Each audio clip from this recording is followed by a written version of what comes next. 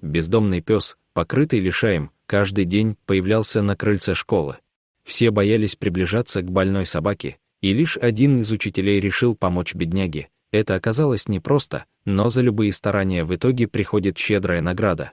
Больной пес сидел у дверей, как будто прося помощи. Одним утром учитель заметил у главного входа школы собаку. Бедняга был в неважном состоянии, но резво завилял хвостом при виде него. Мужчина торопился, поэтому сразу прошел в здание. Но мысли об этом милом существе не покидали его. Когда учитель выходил из школы, он решил проверить пса, но его уже не было. На следующее утро учителя ждал сюрприз, песик появился на школьном крыльце вновь. Мистер Шаффер даже попросил своих учеников последить за псом из класса. Некоторое время он был на месте, но затем будто исчез. К счастью, следующим утром верный друг учителя в очередной раз встретил его у дверей, и в этот раз мужчина был во всеоружии. Он пообщался с псом и аккуратно перенес его в свою машину.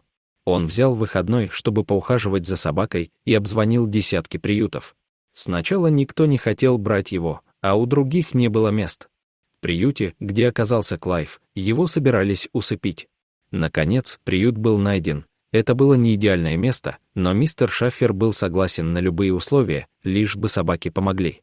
Клайву оказали первичную помощь, но этого было недостаточно.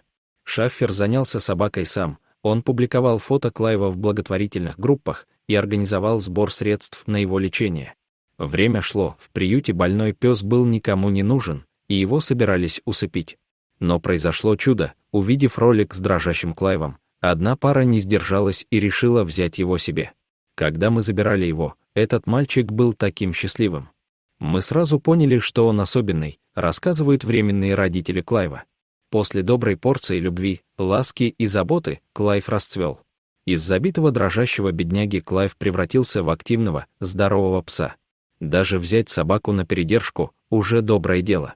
Уверены, скоро для Клайва найдутся самые любящие хозяева.